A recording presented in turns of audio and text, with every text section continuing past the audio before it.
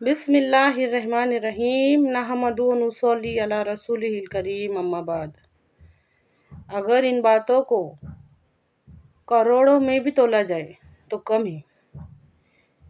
ایک ایک حروف کے بدلے میں 100 کروڑ بھی لگائے تو بھی کم ہے۔ اللہ کے واسطے اس کی اہمیت کو سمجھیے، غور کیجیے اس بات میں۔ بہت سے اہل علم تو نا امید ہو چکے ہوں گے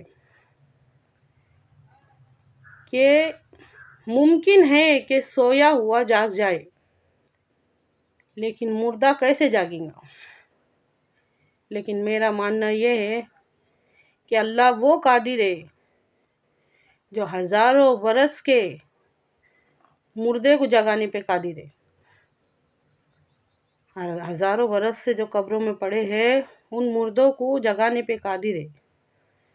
غور کیجیے اس بات میں، ایمان کا اسلام سے کیا تعلق ہے؟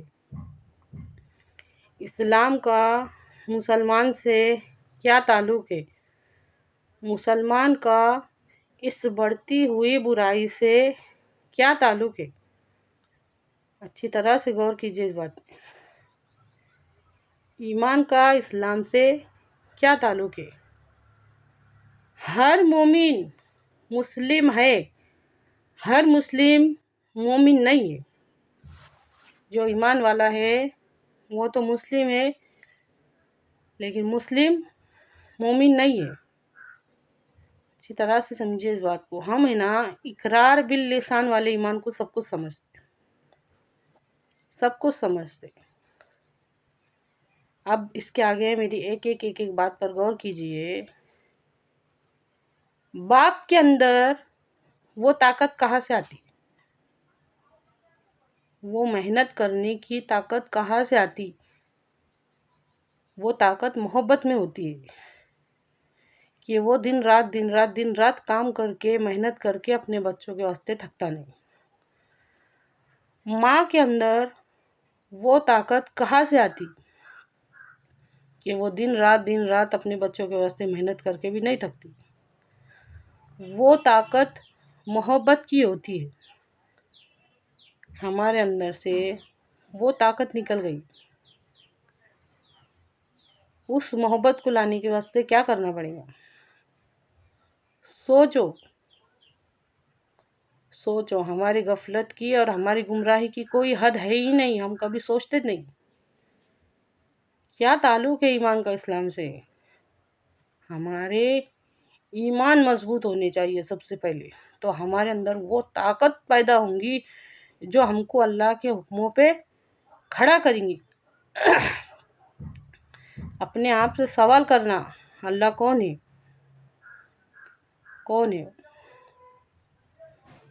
وہ جس نے ہم کو بنایا جب کہ ہم کچھ بھی نہ تھے۔ جب ہم کچھ بھی نہیں تھے تو اللہ رب العزت نے ہم کو بنایا، ہمارے تمام کے تمام اعضائے جسمانی کو بنایا، پھر اس کے اندر طاقت دی، آنکھوں میں دیکھنے کی طاقت دی، کانوں میں سننے کی طاقت دی، زبان میں بولنے کی طاقت دی، ہاتھوں میں ہلنے کی طاقت دی، پاؤں میں چلنے کی طاقت دی، دل اور دماغ میں سوچنے سمجھنے کی طاقت دی، اچھا برا محسوس کرنے کی طاقت دی۔ کیا کوئی اور بھی ہے جو یہ سب کر کے دکھائے؟ سوچو، وہی تو ہے جو ہماری غذا کو، ہمارے کھانے کو خون بنا کر ہمارے جسموں میں دوڑاتا ہے۔ وہی تو ہے جس نے ہمارے جسم کے تمام اعضائے جسمانی کو جوڑا۔ غور کرو، بنانے والے پر غور کرو۔ اور اسلام ہے نا، اسلام اللہ تعالیٰ کے حکموں پہ چلنے کو کہتے ہیں۔ ہم کو اس کے حکموں پہ چلنا ہے جس نے ہم کو آنکھوں کی روشنی دی۔ ہم کو اس کے حکموں پر چلنا ہے جس نے ہم کو سننے کی طاقت دی۔ ہم کو اس کے حکموں پر چلنا ہے جس نے ہم کو بولنے کی طاقت دی۔ ہم کو اس کے حکموں پر چلنا ہے جو ہماری غذا کو خون بنا کر ہمارے جسموں میں دوڑا رہا ہے۔ ہم کو اس کے حکموں پر چلنا ہے جس نے ہم کو سوچنے اور سمجھنے کی طاقت دی۔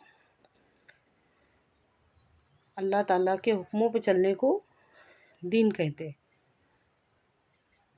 اور اللہ تعالیٰ کا حکم سنو غور سے کہ ہمارے نبی صلی اللہ علیہ وسلم سے ہمارے تعلقات کی بنیادیں کیا ہے۔ اے پیغمبر، کہہ دیجئے ان لوگوں سے، قرآن پاک میں اللہ تعالیٰ ارشاد فرماتا ہے سورہ آل عمران کی 31ویں آیت میں، اے پیغمبر کہہ دیجئے ان لوگوں سے، اگر تم اللہ سے محبت رکھتے ہو تو میری اتباع کرو، میری پیروی کرو، میرے نقش قدم پر چلو، تو اللہ تعالیٰ بھی تم سے محبت کرے گا۔ سوچو، غور کر کے دیکھو، ایمان کا اسلام سے کیا تعلق ہے؟ اسلام کا مسلمان سے کیا تعلق ہے؟ مسلمان کا اس بڑھتی ہوئی برائی سے کیا تعلق؟